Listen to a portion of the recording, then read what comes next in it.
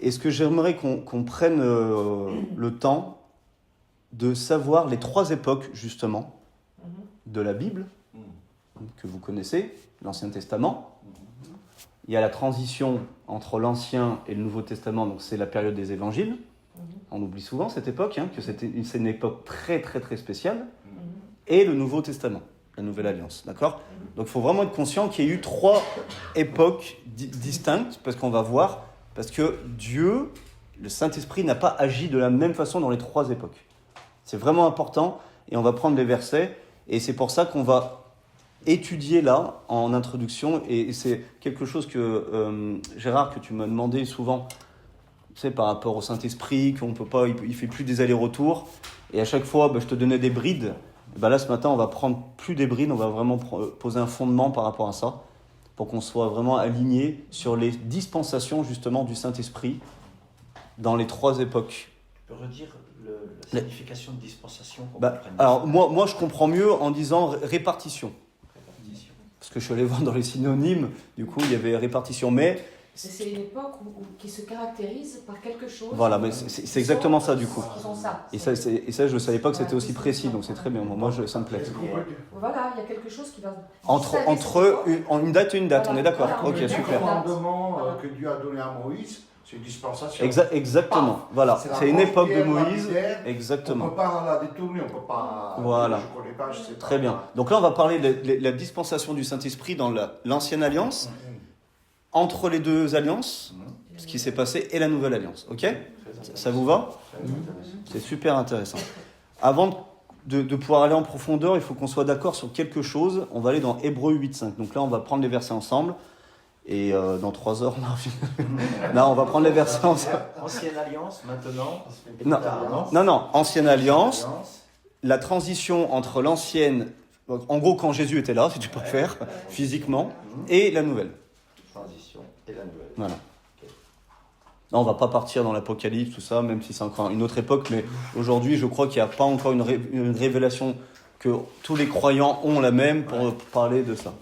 Et que si on fait le tour de table aujourd'hui, j'en suis sûr qu'on croit, enfin on pense que de l'Apocalypse ou le retour de Jésus, ça sera fait d'une façon différente. Donc on va parler des choses qu'on connaît. Donc Hébreux 8.5. Si quelqu'un peut le lire.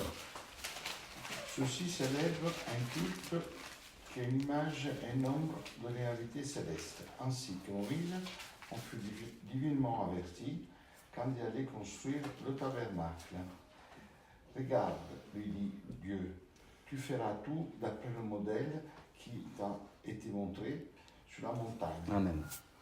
Alors, moi ce que je veux vous mettre en avant là sur ce passage, c'est qu'il parle d'image et ombre des choses célestes. Vous êtes conscient que la Bible est esprit, d'accord ? Et des fois, il y a des choses que les prophètes ont reçues. Ils ont essayé de l'expliquer en donnant des mots naturels sur quelque chose qui est surnaturel. On est d'accord des choses naturelles sur des choses spirituelles. Est-ce qu'on est d'accord ? Dans la Bible, c'est rempli de ça. Hein, Daniel qui voit une roue avec des yeux, enfin c'est Ézéchiel qui voit une roue avec des yeux, on est bien d'accord. Même Jean dans l'Apocalypse, il décrit des choses, le pauvre, il devait rien comprendre, mais il a essayé de donner des mots pour on comprenne avec notre intelligence, donc naturel, ok ? Donc ça c'est les images et ombres des choses célestes. Est-ce qu'on est d'accord avec ça ? Oui. Super, très bien. Donc on va se baser sur cette révélation-là, sur cette compréhension-là, et on va prendre Matthieu 3, 13 et 17, à 17. Donc on est toujours sur le thème du Saint-Esprit.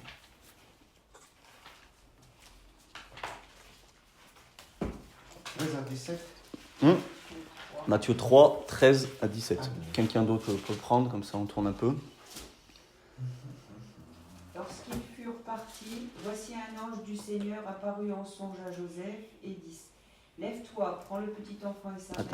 Attends. C'est ça ? Non, Matthieu 3. J'ai compris. Matthieu 3, 3. 13. 13. Alors Jésus. Ah, je suis dans Matthieu 2, pardon. Non, elle était telle. Désolée, excusez-moi. Pas de problème. Alors 13, ok. Alors Jésus vint de la Galilée au Jourdain vers Jean pour être baptisé par lui, mais Jean s'y opposait en disant « C'est moi qui ai besoin d'être baptisé par toi, et tu viens à moi ?» Jésus lui répondit « Laisse faire maintenant, car il est convenable que nous accomplissions ainsi tout ce qui est juste. » Encore. Jusqu'à 17. Et Jean ne lui résista plus. Dès que Jésus eut été baptisé, il sortit de l'eau, et voici les cieux s'ouvrir, et il vit l'Esprit de Dieu descendre comme une colombe et venir sur lui. Et voici une voix fit entendre des cieux ces paroles. Celui-ci est mon fils bien-aimé, en qui j'ai mis toute mon affection. Voilà, comme ça on remet une petite couche de la nouvelle naissance que Jésus nous a montré, le baptême d'eau et le Saint-Esprit. Mais ce n'était pas le sujet. C'est juste pour mettre une petite couche. Alors là, quelle est l'image et ombre des choses célestes qui est montrée dans ce verset? La colombe. On est bien d'accord, c'est pas un oiseau qui est descendu sur Jésus. C'est une image et ombre des choses célestes. Donc là, c'est une image du Saint-Esprit, la colombe. Une chose qui est super intéressante, c'est que cette image de la colombe, dans les 4 évangiles, on donne la même image. C'est beau quand même, parce que d'habitude, il manque toujours un évangile. Là, quand il y a les 4, c'est que là, c'est du costaud, quoi. On sent que le Seigneur, il veut qu'on garde cette image. Une confirmation de quelque chose. Ok ? Et je crois qu'encore aujourd'hui, dès qu'on voit une colombe, et d'ailleurs, si vous regardez la Chosen, tu vois, c'est l'image d'une colombe. Dans des assemblées, il y a souvent l'image d'une colombe. Ça représente pas, ça représente le Saint-Esprit. Hein, tout le monde le sait que ça représente le Saint-Esprit, la colombe. Pourtant, c'est une image et une ombre des choses célestes. Comme l'agneau, ça représente Jésus. Amen. Exactement. Non, mais c'est vrai. Comme le serpent, on sait très bien que ça ne représente pas quelqu'un de bien. Donc voilà. Donc tu vois, c'est des images qu'on nous a données, des choses naturelles, pour qu'on comprenne les choses célestes. Ok ? On est d'accord tous avec ça ? Très bien. Donc on va aller choper la révélation. Et on va aller maintenant dans la Genèse. Parce qu'on va comprendre que cette image de la colombe, elle n'a pas été donnée pour rien.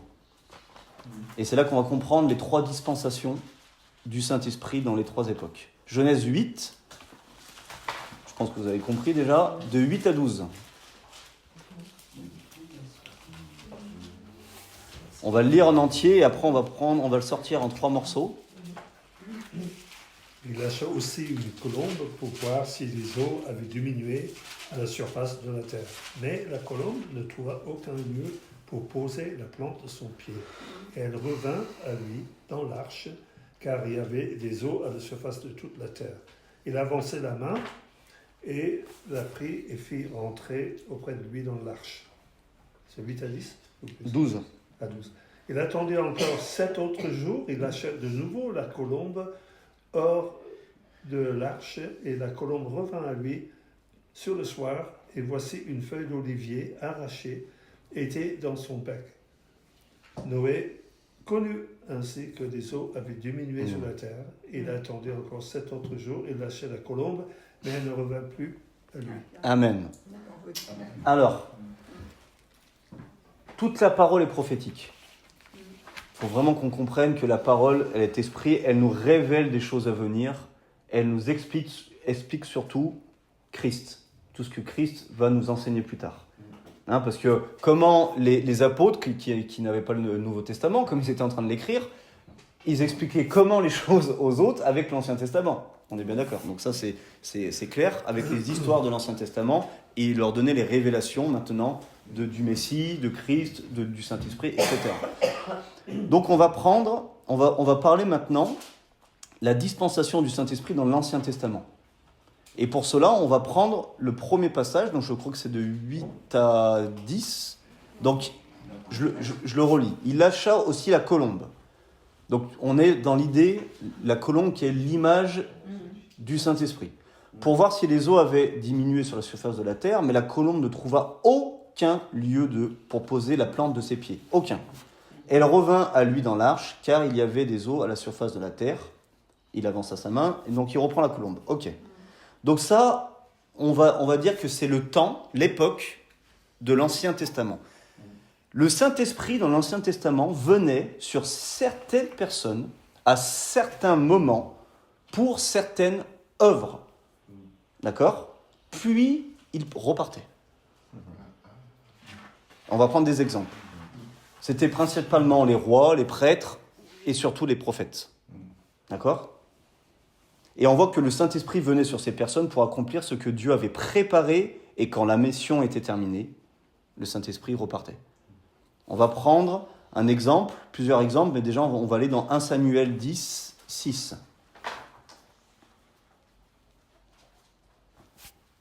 « 1 Samuel 10, 6. On va prendre le verset 6 et après le verset 10. Prenez votre temps. 1 Samuel 6 et 10. 10, 6. Ou 6, d'abord 6.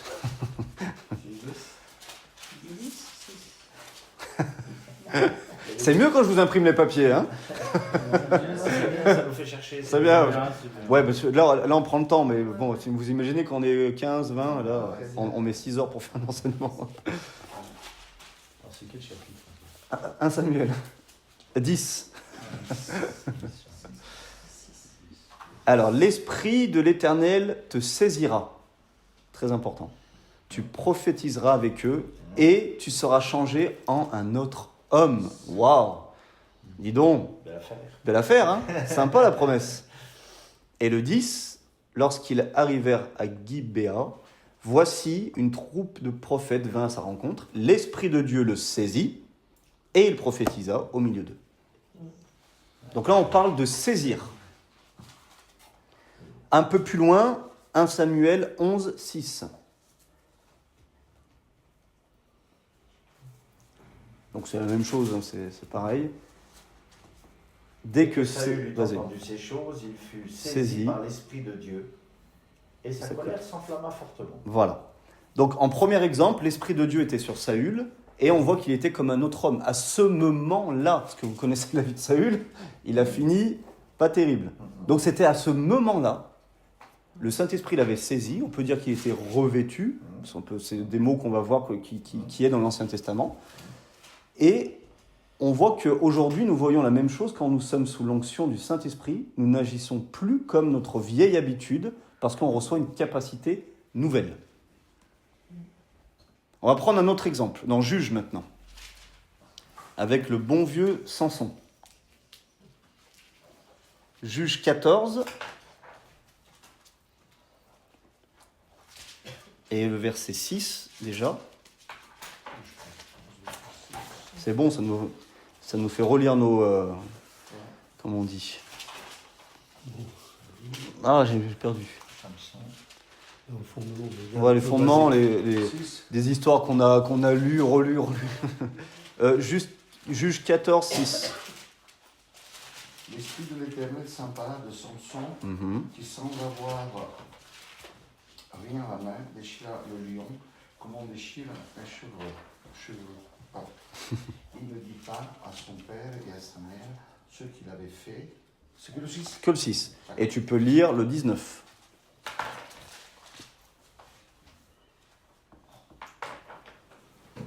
L'Esprit de l'Éternel s'empara de lui et descendit à Ascalon. Il tua 30 hommes, prit leurs dépouilles et donna les vêtements de rechange à ceux qui avaient expliqué l'énigme. Il était enflammé de colère et remonta à la maison de son père. Amen. Et vous savez qu'il y a beaucoup d'autres versets qui parlent à chaque fois de la même chose. L'Esprit de l'Éternel se saisit de Samson.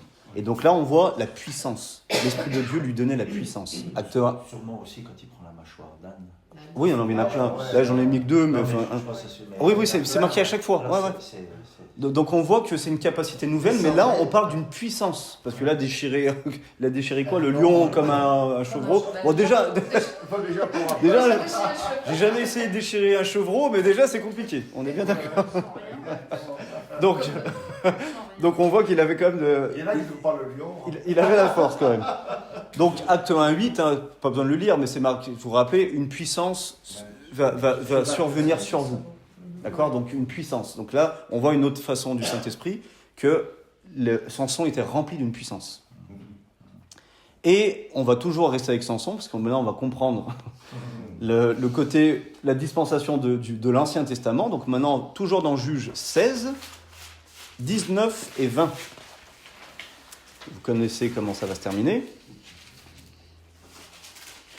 Elle s'endormit sur ses genoux, elle appela un homme et rasa les 7 tresses de la tête de Samson, et commençant ainsi à le dompter. Sa force se retira de lui. Elle dit alors, les Philistins sont sur toi, Samson. Il se réveilla de son sommeil et dit, je m'en sortirai comme les autres fois, je me dégagerai. Il ne savait pas que l'Éternel s'était retiré de lui. Voilà. Donc on voit que c'était pas éternel, hein, que quand le Saint-Esprit se saisissait, c'était pour un temps, pour un moment d'obéissance. Donc Samson ne savait pas que le Saint-Esprit s'était retiré de lui. Alors en conclusion, déjà pour l'Ancien Testament, on doit comprendre que sous la dispensation de l'Ancienne Alliance, maintenant qu'on sait tout ce que ça veut dire, le Saint-Esprit ne trouvait aucun endroit où demeurer. Rappelez-vous la colombe, elle est partie, elle est vite revenue parce qu'elle n'a pas trouvé un endroit où poser ses pieds, où demeurer, où faire son nid, si on préfère, si on garde l'image, d'accord ? Pourquoi ? Parce qu'il faut comprendre que dans l'Ancienne Alliance, personne n'était né d'eau et d'esprit, né de nouveau. Personne n'avait l'esprit humain régénéré par le Saint-Esprit parce que le péché était encore dans l'homme. Comme Jésus n'était pas encore venu. Donc le Saint-Esprit ne pouvait pas demeurer dans l'esprit des hommes parce que leur esprit était souillé par le péché. Donc il les saisissait pour un temps, comme il y a beaucoup de chrétiens, beaucoup de personnes, des fois, qui vivent des expériences du Saint-Esprit. Regarde-moi pas comme ça. Non, mais c'est vrai, on vit des expériences du Saint-Esprit, mais ça ne veut pas dire que le Saint-Esprit demeure. Oui, c'est comme le voile pour Moïse, quoi. Aussi. C'était pour le peuple, mais en effet, c'était le voile entre l'Éternel Exactement. et son peuple qui appelle Jésus. Jésus, lui, par contre, il avait la lumière qui demeure. Exactement. Exactement. Votre voisin, le témoignage qu'il nous a donné, moi je crois qu'il a été touché et conduit dans la forêt pour retrouver son chemin, ou enfin je sais plus. Mais c'était, lui il croit que c'est Dieu. C'est possible, parce que Dieu le faisait déjà dans l'Ancienne Alliance. Des personnes étaient saisies du Saint-Esprit pour des moments. Donc c'est complètement faisable et possible. Mais cela ne veut pas dire que le Saint-Esprit demeure, habite chez la personne. Parce que nous, on a la repentance. On a surtout Jésus. On a surtout le pardon des péchés de Jésus. D'accord ? Donc, tout le monde avait leur esprit humain non renouvelé à cause de leur nature de pécheur. Ils auraient pu faire qu'ils le gardent. Comment ? Ils auraient pu. Je pose la question. Ah non, pas possible. Non, parce qu'ils étaient saisis. Obéis à quoi ? S'il n'avait pas dévoilé le secret, l'esprit serait resté avec lui. Peut-être. Ça a eu une prophétise. Et peut-être que mais c'est bien. Dire qu'ils auraient pu garder. Ok, mais c'est bien la preuve qu'ils ne pouvaient pas, parce qu'ils n'avaient pas l'obéissance du Saint-Esprit, la foi pour garder le Saint-Esprit. C'est pas possible. C'était passager. Parce que la nature du pécheur, la nature du péché, comme je dis souvent, et je l'ai dit à Bruno, c'est pas compliqué avant qu'on était pécheur, qu'on avait cette nature. On se forçait pas à faire des péchés. C'était assez naturel. C'était assez naturel, je trouve. Moi, en tout cas, dans ma vie, j'ai jamais. Oh là, aujourd'hui, j'ai envie de pécher. Non, c'était naturel. On est bien d'accord. Donc. Pas conscience que c'était un péché. Voilà, parce que c'était. On parle pas souvent de nature, mais moi, j'aime parler de nature. Mais maintenant qu'on a la nature de Dieu, ça devrait être naturel de ne plus pécher déjà, mais ça doit être naturel d'avoir, comme on l'a dit tout à l'heure, avoir la pensée de Dieu, avoir envie de faire avancer le royaume, avoir envie de ce que Dieu a envie. Parce que maintenant, notre nature a changé. Et quand on pêche, presque, on sent qu'on s'est fait avoir. On sent que là, c'est plus nous. On sent que, on n'est pas bien. Vous comprenez ? On est attristé. Parce que c'est plus notre nature. Donc, il faut comprendre, avant Jésus-Christ, même si on voit des hommes de Dieu extraordinaires dans l'Ancien Testament, mais on a un Dieu juste avec sa parole.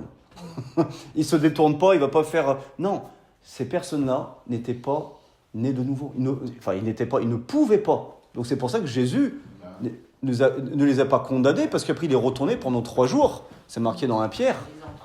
Il est retourné dans les enfers, dans le séjour des morts, pour parler à qui ? Justement, à toutes ces personnes de l'Ancienne Alliance. Les pauvres, ils n'avaient pas le choix. Il y en a qui ont eu le choix, ils ont bien renié Dieu, ça c'est clair et net. Mais il y en a d'autres, ils ont voulu, mais ils n'ont pas, à chaque fois à la fin de leur vie, malheureusement, il y a eu un échec. Tous. D'accord ? Donc ça, c'est la dispensation du Saint-Esprit dans l'Ancienne Alliance. Ok pour ça ? Ouais. Très bien. Maintenant, on va voir la dispensation du Saint-Esprit à l'époque des évangiles. Comme je vous dis, c'est une période, mais très vraiment, là on peut le dire, qui a commencé à la naissance de Jésus, qui s'est terminée quand Jésus est retourné vers le Père. C'est vraiment une période très très très spéciale. Et on n'en aura pas deux autres comme ça dans le monde. Donc c'est une période de transition entre l'ancienne alliance et la nouvelle alliance. Et tout ce que le Saint-Esprit a fait dans cette période, il l'a fait, c'est des actions qui restent uniques en son genre. Vous imaginez quand même, je ne sais pas si vous avez déjà réfléchi à ça, que Jésus parlait, enseignait des vérités de la nouvelle alliance, puisque c'était des vérités à venir, tout en étant lui-même soumis à l'ancienne alliance, à la Torah. Et il se soumettait d'ailleurs, il faisait les fêtes, tout ça. Donc, et ses disciples aussi d'ailleurs. Il n'a jamais dit à ses disciples, bon à part avec l'histoire du Shabbat, 2-3 trucs, mais c'était pour des enseignements. Mais il encourageait, quand il guérit la femme, il dit tu vas voir le prêtre, voilà. Selon la loi de Moïse, parce qu'il savait qu'il était sous l'ancienne alliance, mais qu'il était en train d'apporter les choses de la nouvelle alliance. C'est fou quand même. Pourquoi c'est une période très unique en son genre, parce qu'on n'en vivra pas deux comme ça. Et surtout, Jésus était là, physiquement aussi, en tant qu'homme et totalement Dieu. Donc déjà, on va comprendre que seul Jésus était né de l'Esprit. Hein ? T'as dit quoi, Jean-Pierre ? Oui, Ouais. c'est sûr qu'il y a que lui qui pouvait dire ça. Et c'est fort quand même de comprendre ça. On parle de la nouvelle naissance et naître de l'Esprit. Et seul Jésus était né de l'Esprit. Allez dans Luc 1, 34-35. Et pareil, quand j'ai lu ça ce matin, j'ai dit, mais c'est pas possible. Et pourquoi on n'a pas vu ? Tu as découvert ça ce matin, toi ? Alors, que ce verset-là. Non, que ce verset-là. Et ce que je vous ai dit en introduction. Mais non, le reste, c'est un message que j'avais prêché derrière Madagascar. Et qui était filmé. Je crois qu'il est sur Facebook, on voit derrière la chair. C'est la première fois qu'on me verrait dans une chair. Il paraît que ça m'allait bien. L'ange lui répondit, verset 35, c'est ça le dire. 34 et 35. 34 aussi. Ok. Marie dit à l'ange, comment cela se fera-t-il puisque je ne connais point d'homme ? L'ange lui répondit, le Saint-Esprit viendra sur toi et la puissance du Très-Haut te couvrira de son ombre. C'est pourquoi le saint enfant qui naîtra de toi sera appelé Fils de Dieu. C'est ça qu'on aurait dû dire hier au fameux Christophe. Tu vois, ce verset, si je l'aurais dit. C'est la naissance d'en haut. Même s'il est né de l'eau et de la chair de Marie, comme je l'ai enseigné il n'y a pas longtemps, mais on voit qu'il est né de l'esprit. C'est pour ça que les musulmans, ils nous font tout un pataquès avec la naissance de Jésus, oui, le Fils de Dieu, mais ils n'ont encore rien compris. On parle d'une naissance de l'esprit. Même Adam, il est fils de Dieu. Parce que Adam, il est né quand Dieu lui souffle l'esprit. Et c'est à ce moment-là qu'il est né. Il est devenu une âme vivante. C'est ce que je dis aux musulmans. Vous croyez qu'Adam est Adam, ok. Et alors pourquoi vous ne croyez pas que Jésus peut naître de l'esprit comme Adam est né de l'esprit ? Et au moins ça casse leur truc, que Dieu a eu une relation avec Marie, mais ils sont tellement pervers qu'ils essayent de mettre ça dans... Bon, je ferme la parenthèse. On va rentrer une Céleste dans le direct. Non, mais c'est horrible. Ils sont complètement hors de la vérité. Et on le sait très bien, malheureusement. Donc, seul Jésus était né de l'Esprit. Amen ? Très bien. Ensuite, Jésus a manifesté la puissance de l'Esprit, comme on a vu tout à l'heure avec Samson. On peut lire ça va nous faire du bien, on le sait. Luc 4, 14 à 19. Donc on sait qu'il a été né de l'Esprit, et là on voit que ça va être marqué, Jésus est revêtu de la puissance de l'Esprit. Jésus retourna en Galilée avec la puissance de l'Esprit, et sa renommée se répandit dans toute la région. Il enseignait dans les synagogues, et il était glorifié par tous. Il se rendit à Nazareth, où il avait été élevé, et entra, selon sa coutume, à la synagogue le jour du Shabbat. Il se leva pour faire la lecture, et on lui remit le livre. Du prophète Ésaïe. Ah oui, non, je ne sais pas mon nom. Du prophète Isaïe. Il ouvrit le livre et trouva le passage où il est écrit « L'Esprit du Seigneur est sur moi, parce qu'il m'a oint pour guérir ceux qui ont le cœur brisé, pour annoncer la bonne nouvelle aux pauvres. Il m'a envoyé pour proclamer aux captifs la délivrance, aux aveugles le recouvrement de la vue, pour renvoyer libre les opprimés, pour proclamer une année de grâce du Seigneur. » Donc voilà, donc Jésus, je pense que ça vous le savez, a manifesté la puissance du Saint-Esprit tout au long de sa vie sur terre, comme Samson, d'accord ? Sauf que Jésus, la différence, lui était né de l'Esprit. Ok ? Donc c'était pas l'Esprit, il faisait pas des allers-retours entre Jésus et le ciel, il était bien dans Jésus et sur Jésus. Donc dans cette période, le Saint-Esprit n'était pas, je redis ce que j'ai écrit, en train de faire des allers-retours, comme c'était le cas dans l'Ancienne Alliance. Ok ? Dans cette période, le Saint-Esprit est venu sur lui et a exercé son ministère de manière unique. Et on voit que Jésus l'a retransmis à ses disciples. Pourquoi ? Pour des missions encore très spéciales que Jésus avait préparées d'avance. On le voit dans Luc 10,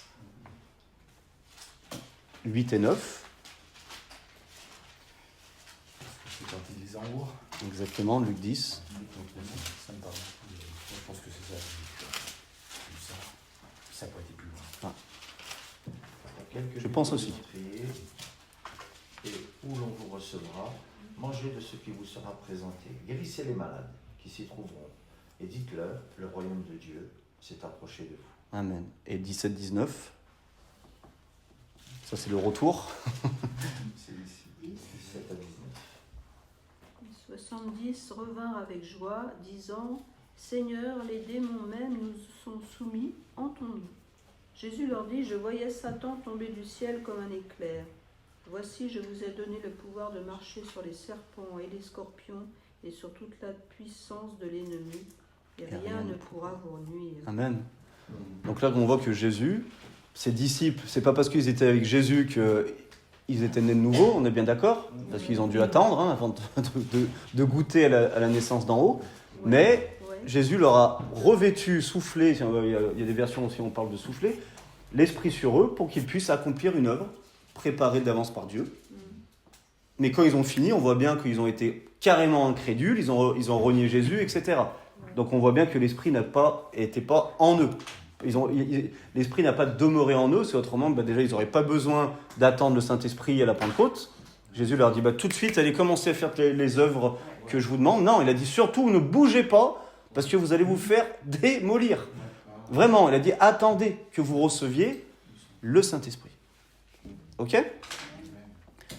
Et à votre avis, donc là on parle de la deuxième dispensation, je vais juste vous relire le passage de Noé, parce qu'il y a un petit truc qui est super intéressant.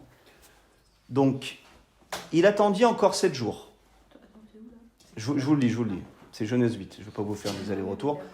Il le lâcha de nouveau, donc la colombe, hors de l'arche. La colombe revint à lui sur le soir, et voici une feuille d'olivier arrachée était dans son bec. Noé connut ainsi que les eaux avaient diminué sur la terre. Alors, à votre avis, donc on est toujours dans la dispensation du Saint-Esprit, dans la période entre l'Ancienne et la Nouvelle Alliance. Qu'est-ce que ça veut dire ? Comme image, on parle toujours d'image, la feuille d'olivier dans la bouche de la colombe, à ce moment-là, dans cette période-là. La parole de Dieu. De qui ? La parole de Dieu. Non. Bon, déjà, le déluge s'est arrêté. Enfin, il s'est arrêté, et puis Amen. les effets du déluge. Amen. Bon. Mais une feuille d'olivier, elle n'arrive pas comme ça, je veux dire. Ça devait faire un moment déjà que... Aussi. Donc, mais s'il a pu le choper, ça veut dire qu'elle était accessible. Accessible. Oui, Voilà, donc il commençait à avoir... voilà. Il y avait la végétation. Exactement. Donc, qu'est-ce que ça veut... Donc, on revient sur ce que Jean-Pierre dit, parce que c'est exactement ça, mais moi, j'attends un mot qui est super important. C'est que si le déluge, c'était quoi ? Dieu, il a fait quoi sur l'homme ? C'était un autre mot. Jugement. Donc, ça veut dire quoi ? Que le jugement était fini. Amen ? C'est pas une belle image, ça ? Ça, c'est beau. C'est beau, hein ? Ça veut dire qu'il est venu, la colombe est revenue avec la branche, Nous, aujourd'hui, on comprend que dans cette période, ça nous montre que le jugement de Dieu est terminé. Parce que Jésus était là pour le salut de l'humanité. C'est extraordinaire, ça. Hein. La Donc, profondeur de... L'olivier, c'est l'image du salut? Non. Non, c'est pas ça. Non, c'est pas du tout ça. Non. L'histoire de Noé nous montre, ça aurait pu être une cerise, on s'en fiche, tu vois, mais c'est pour nous montrer que l'eau est en train de descendre. Donc ça veut dire que le jugement de Dieu à l'époque était terminé, comme l'eau redescendait. Et comme là on est en train de prendre cette histoire et on la ramène spirituellement, parce que c'est prophétique tout ça, sur ce que Jésus a fait, sur ce que le Saint-Esprit a fait dans ces 3 périodes, on voit que dans cette période-là, entre l'ancienne et la nouvelle alliance, que si on prend la même image que la colombe à l'époque de Noé était venue avec l'olivier, c'était que Jésus, il est venu pour proclamer que le jugement était terminé. C'est quand il dit « j'annonce une année de grâce ». Exactement. Et on va prendre un passage qui est extraordinaire dans Jean 5, 24. Vous le connaissez. Jean 5, 24. Et là, Dieu s'engage à ne plus détruire la terre. Exactement. Et ça y est. Et c'est Christ qui va prendre le jugement de Dieu sur lui. Donc c'est terminé. Excuse-moi, Jean. Jean 5, 24.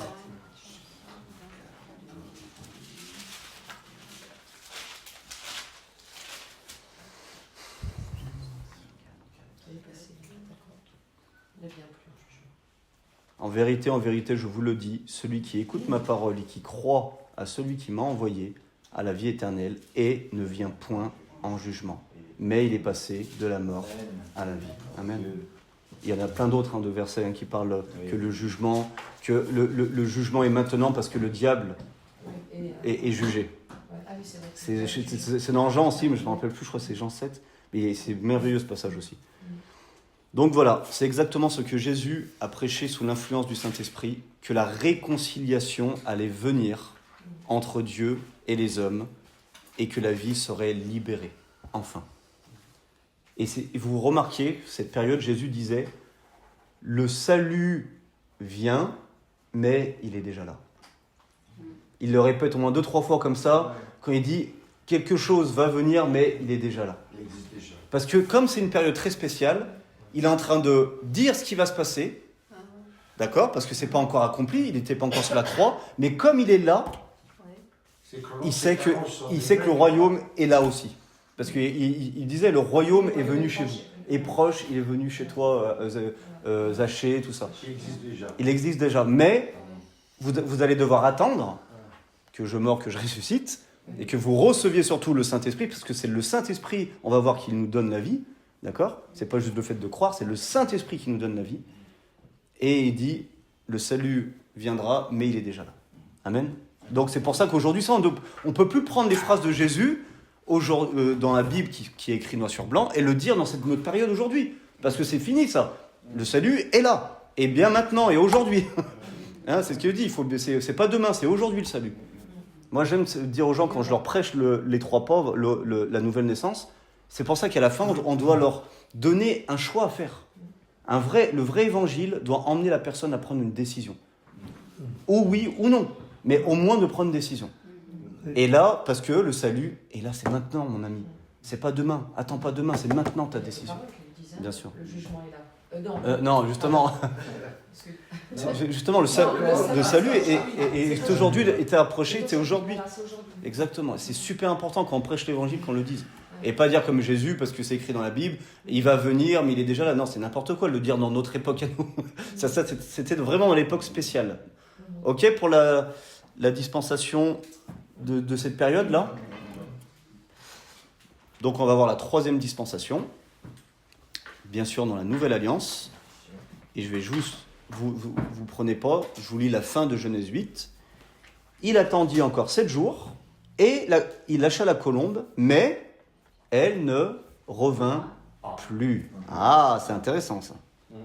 Merci Seigneur, elle n'est plus revenue. Donc là, on parle de notre période, enfin de la période depuis que Jésus est mort et ressuscité et qu'il a envoyé le Saint-Esprit. Maintenant, le Saint-Esprit vient et il reste pour toujours. Ça, c'est la meilleure des bonnes nouvelles qu'on peut entendre aujourd'hui. Et on va le lire dans Jean 14, Il y a un passage merveilleux, aussi que Christophe hier, il disait que c'était Mohamed, mais non, c'est le Saint-Esprit. Jean 14, de 12 à 18.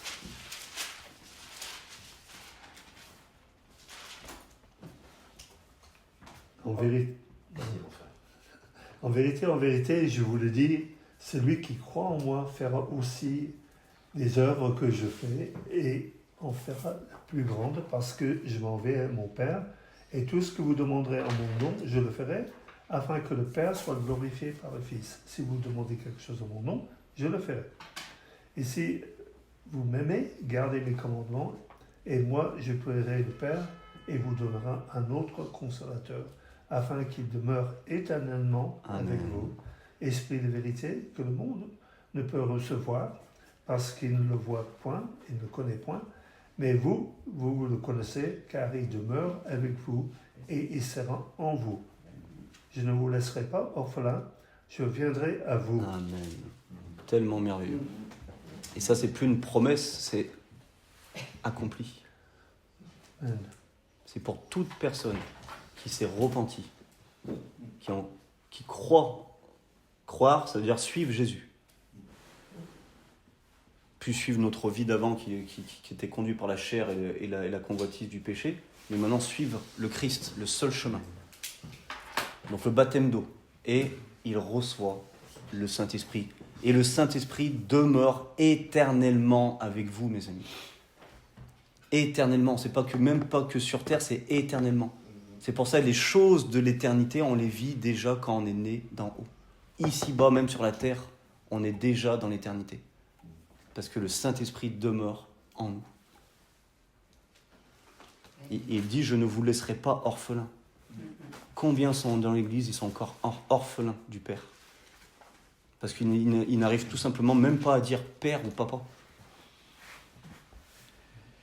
Le Saint-Esprit est venu nous donner tout cela. Jésus disait qu'il était mieux qu'il parte, car après la Pentecôte, le Saint-Esprit n'était plus sur les disciples, mais en eux et éternellement. Après, il y a le passage, bien sûr, dans Actes 2, 1, 4. Je peux vous le lire si vous le connaissez. Le jour de la Pentecôte, ils étaient tous ensemble dans un même lieu. Tout d'un coup, il vint du ciel un bruit comme celui d'un vent impétueux. Il remplit toute la maison où ils étaient assis. Des langues semblables à des langues de feu leur apparurent, séparées les unes des autres et se posèrent sur chacun d'eux. Et ils furent tous, pas saisis, pas revêtus, tous remplis, le mot baptizo, tous baptisés, si vous préférez, du Saint-Esprit. Et ils se mirent à parler en d'autres langues, selon que l'Esprit leur donnait de s'exprimer.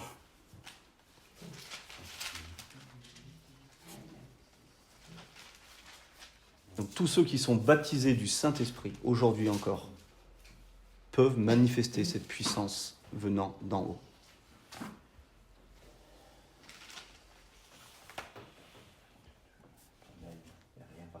Il n'y a rien par hasard. Et comme je vous dis que c'est le sceau de Dieu, allez dans Romains 8, 14.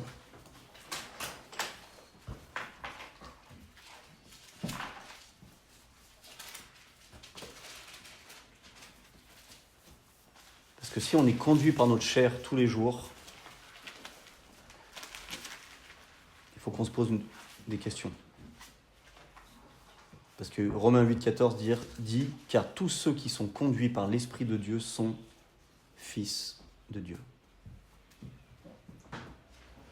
Verset 16, « L'Esprit lui-même rend témoignage à notre esprit. » Donc vous gardez bien votre esprit, l'esprit humain reste, il n'est pas désintégré, non, il cohabite.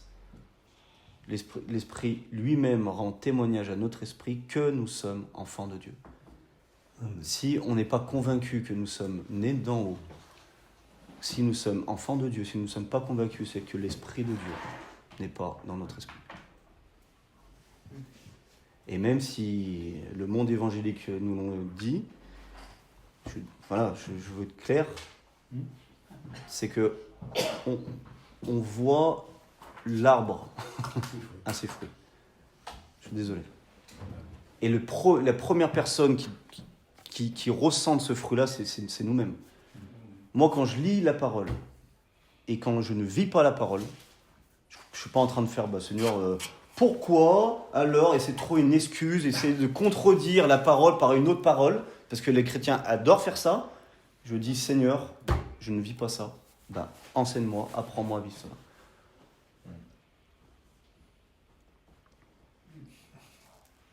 Donc le Saint-Esprit habite dans tous les croyants.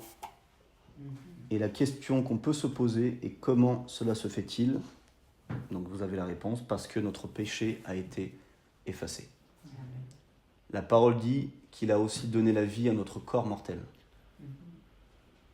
Cela veut dire que quand notre péché a été effacé, quand on a accepté de suivre Jésus, quand on s'est repenti, on s'est fait baptiser pour le pardon de nos péchés, on reçoit un esprit flambant neuf, qui est prêt à accueillir cette belle colombe qui est pure, blanche, sans tache, et qui ne peut pas venir dans un esprit souillé, sale. Donc c'est ça, il faut vraiment comprendre que après ce baptême d'eau, l'esprit de l'homme et de la femme est une demeure propre, parce que le péché a été effacé, oublié, pardonné par Dieu, et que là, le Saint-Esprit peut revenir faire son habitation. Comme il avait fait à l'époque de Adam, avant qu'il pêche. Ça, on oublie très souvent que Adam était rempli du Saint-Esprit. C'est le seul. Adam a été rempli du Saint-Esprit. Il n'était conscient que de Dieu. Il était rempli du Saint-Esprit. Il marchait par l'Esprit. Qu'est-ce qu'on peut prendre comme verset pour appuyer ça ? Genèse, c'est très simple. C'est comme on disait, c'est Genèse 3. C'est où je l'ai écrit. J'ai une question. Oui. Qu'est-ce qu'il est advenu De Adam ? Non, mais il était rempli, il est sauvé. Qu'est-ce qu'il est sauvé Aujourd'hui, oui, il est sauvé, ouais. Depuis que Jésus il est venu, il est sauvé. Là. Parce qu'il était rempli de l'esprit, Ouais, il a péché. Mais après, donc l'esprit a fait quoi ? Donc il a fait quoi, l'esprit ? Il est parti. Et ça, c'est la mort. Ouais, c'est la mort. Voilà. On oublie que, et moi j'ai encore prêché au Madagascar, la mort dans la Bible, c'est la séparation de l'esprit de l'homme avec l'esprit de Dieu. Donc Adam, Adam il est mort à 930 ans. Hein. Donc il n'est pas mort qu'il ait mangé le fruit. Donc il est mort parce que l'esprit de Saint-Esprit ne pouvait plus rester avec lui. Terminé. C'est beau de comprendre ça. C'est super intéressant. Et Adam, après on ne sait pas, mais je crois bien sûr qu'il est sauvé. Jésus Non, mais est... je m'inquiète pour lui quand même. Ah bah, c'est mieux qu'on s'inquiète pour nous.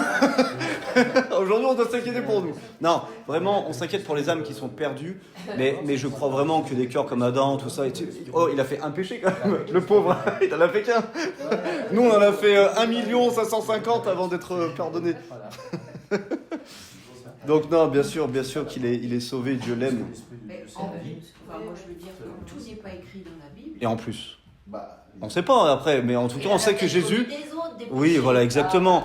Et aujourd'hui, on ne doit surtout pas calculer le nombre de péchés, parce que on doit surtout regarder justement que Jésus a effacé tout.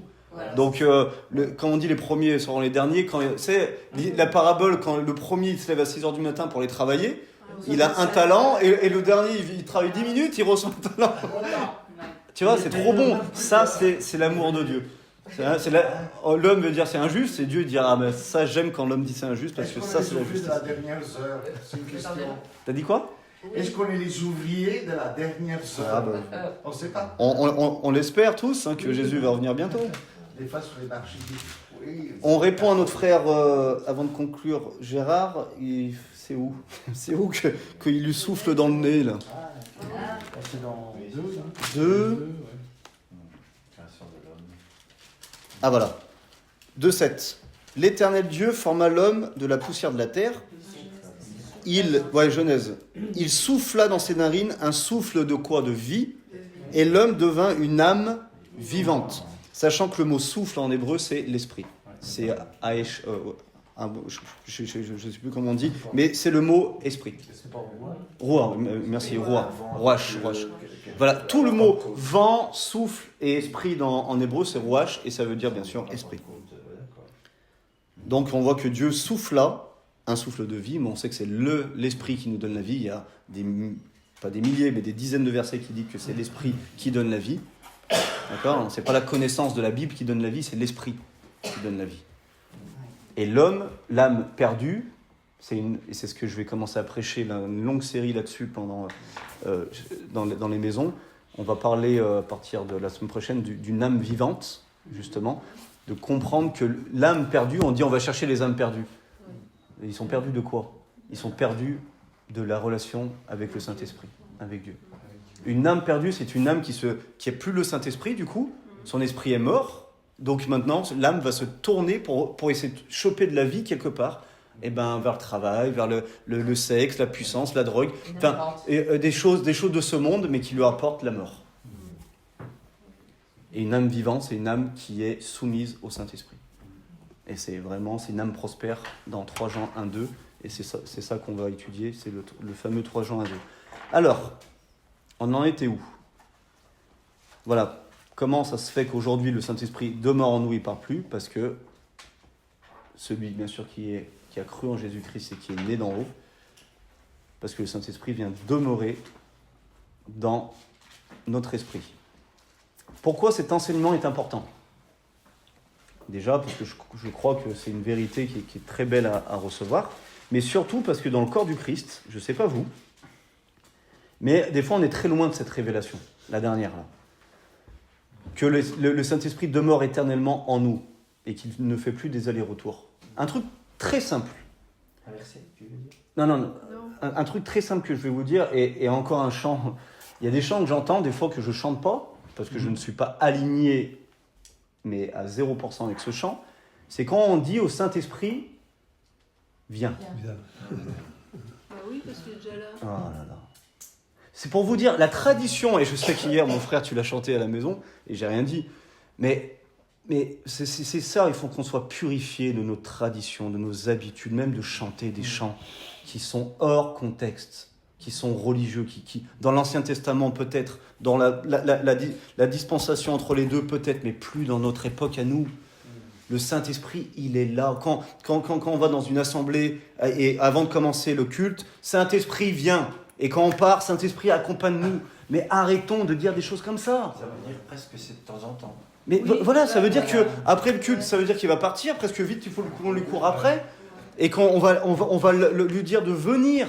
Oui, ça devient mystique. Mais ça devient mystique parce que on n'a pas la révélation que nous sommes pardonnés et que le Saint-Esprit demeure éternellement en nous. Saint-Esprit, merci pour ta présence. Voilà ce qu'on peut dire. L'eau agitée de temps en temps. Ouais. Voilà. Exactement. En même temps, cet esprit est une personne.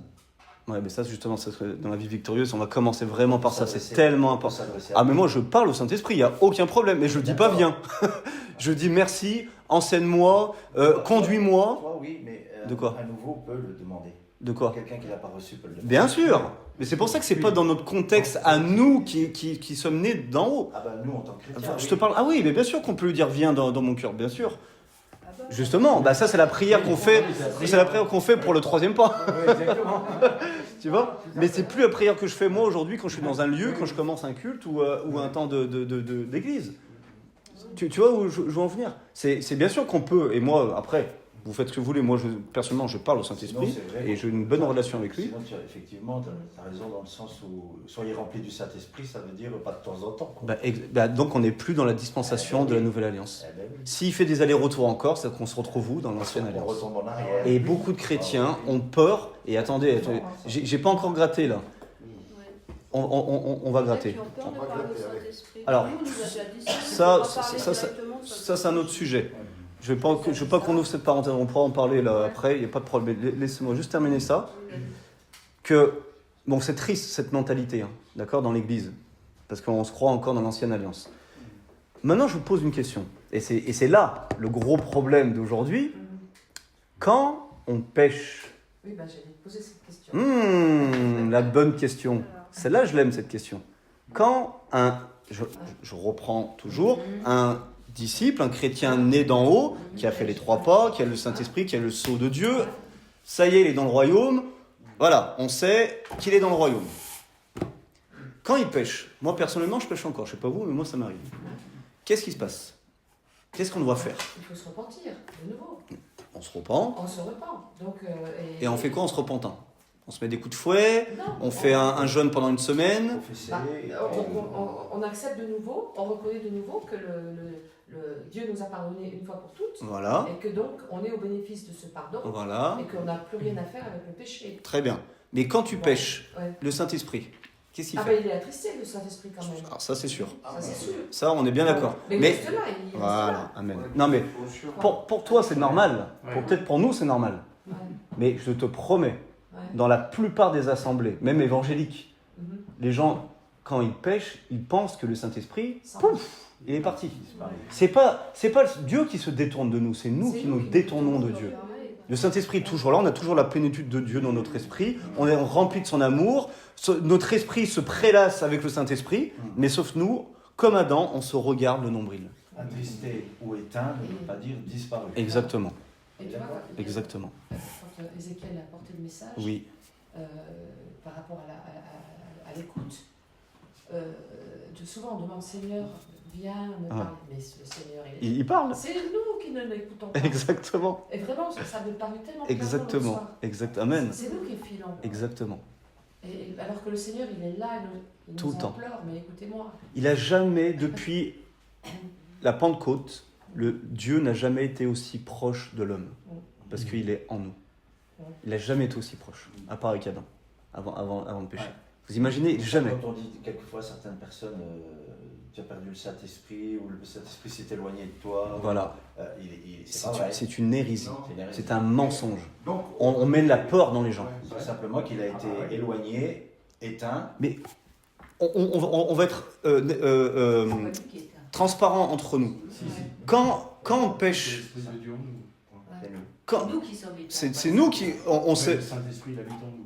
Oui, mais il n'est pas éteint le Saint-Esprit, mon frère. Bah, c'est écrit. De quoi? On peut éteindre l'Esprit. Oui, on peut alors éteindre, on dit aussi l'attrister, voilà. Ok, mais on va aller voir dans le Strong, c'est quoi le mot éteindre, d'accord? Parce que du coup, je sais pas, on va aller voir, ça peut être intéressant. Attrister. Mais il se passe quoi? Quand je pêche, on se sent comment? Sale. Hein? On n'a pas envie. On n'a pas envie de presque, on n'a même pas envie parce qu'on a notre ancienne mentalité que Dieu nous pardonne dans l'instantané, parce que c'est trop facile même des fois. On se dit non, attends, il faut presque que je fasse quelque chose pour mériter encore son pardon. Mais tout ça, il faut que ça s'enlève de nos têtes. Hébreux 4, 12, non? De grâce. Ça, c'est Ouais, le 30 de grâce, c'est quoi Hébreux 4? c'est l'épée de l'esprit, ça. Hébreux 4, C'est ça, hein? Non, c'est pas ça. C'est Hébreux 4, 16, bien vu. Voilà ce qu'on doit faire quand on pêche. Avec l'assurance du trône de la Voilà. grâce. Donc, avec l'assurance du trône de la grâce, afin d'obtenir miséricorde et de trouver grâce pour être secouru. Voilà. Amen.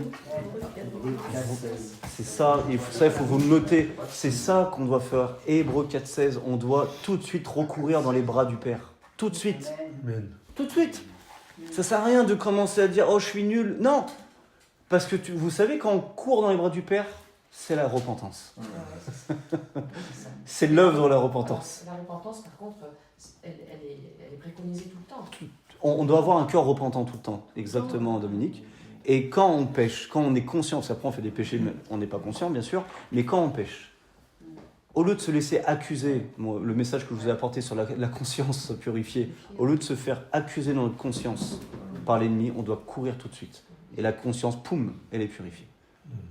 Croire Comme tout de suite des à la grâce. petits-enfants. Comme des Ils petits-enfants. font des bêtises tous les jours. Et ils savent que les parents les aiment. Voilà. Mais c'est vrai que la conscience comme ça, qui est tout de suite entachée par le péché. Tout, c'est instantané, c'est elle est impressionnant. instantanée Et elle est puissante quand même. Hein. Exactement. Et Et des peut fois, rester des mots. Le sentiment de dire j'ai honte. Ouais, je ne vais pas aller vers toi, Seigneur. Voilà. Parce qu'on aimerait bien quand même être nous-mêmes clean. Ben, bien sûr, on tend à être parfait, Mais ça, on voudrait bien sûr. toujours. Bien sûr. Et il y a toujours cette tentation de Bien dire, sûr. quand même, parce que moi je t'obéis, Seigneur, Mm. je mérite quand même un peu. C'est ça toujours avec toi. Il y a ça quand même. Et la bonne nouvelle, c'est qu'il est quand même avec toi et avec nous tout le temps, même quand tu passes une semaine vraiment pourrie, excusez-moi, où tu fais n'importe quoi, où tu désobéis 10 fois par jour, il est avec toi, il t'aime pareil. Ça, c'est la dispensation du Saint-Esprit dans la Nouvelle Alliance. C'est extraordinaire, ça c'est la grâce de Dieu. Moi, il y a une chose qui m'aide beaucoup, c'est quand Philippe a dit à Jésus, montre-nous le Père. Et Jésus lui répond, ça fait si longtemps que je suis avec toi et que tu ne me reconnais pas. Et je pense que c'est la même chose avec l'Esprit. Montre-nous l'Esprit. Ça fait si longtemps que je suis avec en toi. Et tu ne me reconnais pas. Le problème est là, c'est qu'on ne le reconnaît pas. C'est là où on est un peu aveuglé par notre péché, par nos raisonnements, par nos certitudes. C'est ça qui nous aveugle. Et qu'on ne voit pas qu'il est là. Exactement. Il est là et il n'a pas changé de nature. Tu vois, tu as changé de nature, mais lui, il n'a pas changé de nature. Puis c'est comme une vitre, tu sais, c'est la religiosité, c'est comme l'opacité. Donc si tu n'as pas tes vitres, au bout d'un moment, tu vois toujours à travers. Mais comment? Les troubles. C'est Exactement. tout à fait ça. Exactement. Donc on regarde vers le Seigneur, jour après jour, avec les vitres, et pas vers le bas. Et c'est pour ça une âme prospère, dans 3 Jean 1-2, c'est ça qu'on va étudier la semaine prochaine. Jean 14, verset 8, d'accord? Si tu veux le noter. Jean 14, 8. 8 à 11.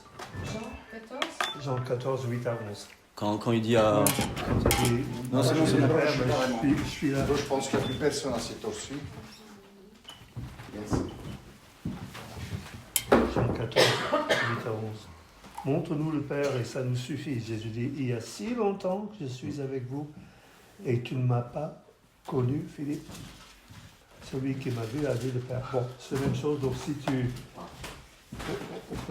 On peut l'appliquer, je pense, à le Saint-Esprit. Bien sûr, bien sûr. C'est que le péché nous aveugle de sa présence, mais... ou notre chair, ou notre... Je sais pas, la religion. Notre religion. C'est la religion. Mais il ne faut pas croire que Dieu fait des allers-retours et qu'il t'abandonne. D'être légaliste, encore sous la loi.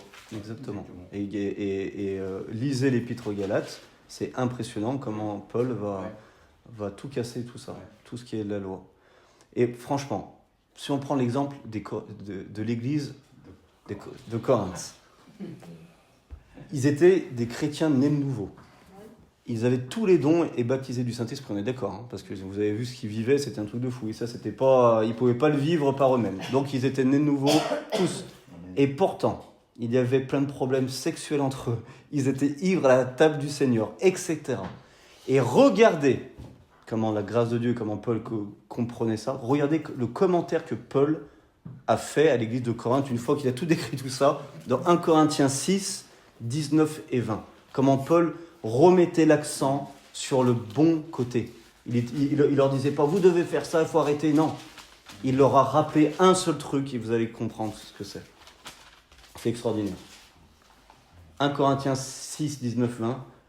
Ne savez-vous pas que votre corps est le temple du Saint-Esprit qui est en vous, que vous avez reçu de Dieu et que vous ne vous appartenez pas à vous-même, car vous avez été rachetés à un grand prix. Glorifiez donc Dieu dans votre corps et dans votre esprit qui appartiennent à Dieu. Il les a tout simplement, le but de Paul, et il était en train de les recadrer en disant mais vous faites n'importe quoi. Dieu vous aime quand même. Rappelez-vous que vous êtes la demeure du Saint-Esprit. Tu sais, au lieu de leur dire encore des trucs religieux, légalistes, méchants, il leur rappelle qui ils sont. Et c'est ça qu'on doit faire avec les frères et sœurs, de leur rappeler qui ils sont une fois qu'ils ont eu le sceau de Dieu. Maintenant, même s'ils retombent dans le péché ou ils font n'importe quoi, rappelez-vous qui vous êtes. Ça ne sert à rien de leur dire ce qu'ils font, ce qui est mal, parce qu'ils le savent très bien au fond d'eux. S'ils sont nés de nouveau, ils le savent très bien. On doit les recadrer pour les remettre sur le rail de la grâce de Dieu. Vous avez l'Esprit de Dieu. Donc arrêtez de faire n'importe quoi.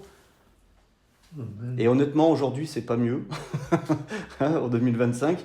Et le problème, c'est le même qu'à l'époque des Corinthes. Car si on se rendait compte que Dieu est toujours en nous, à chaque instant, on ne ferait pas la moitié des choses qu'on fait aujourd'hui dans l'Église. Je ne parle pas de vous, de nous, mais la plupart des gens, s'ils auraient la révélation de ce que je vous ai apporté là, que le Saint-Esprit demeure en eux et qu'il reste en eux, pas qu'il fait des allers-retours, on ne regarderait pas les choses qu'on regarde. Ils n'iront pas dans les endroits qu'ils vont souvent. Ils n'écouteraient pas les choses qu'ils écoutent. Parce que s'ils savent très bien que le Saint-Esprit est là et que c'est le temple saint du Saint-Esprit vous voyez, c'est un problème de conscience. La plupart des chrétiens ne sont pas conscients parce qu'ils ont une mauvaise doctrine par rapport au Saint-Esprit. Ils pensent qu'il est là, il vient de temps en temps pour les utiliser. Mais si on sait que même quand on dort, même quand on va aux toilettes, excusez-moi, mais même quand on fait, il est là en nous et on ne ferait pas la moitié des choses qu'on fait aujourd'hui dans l'Église. Encore faut-il qu'ils soient... Je parle toujours des chrétiens des nouveaux avec le sceau de Dieu. Voilà, toujours. Tout ce que je vous ai dit, attention, c'est vraiment, on parle des chrétiens des nouveaux.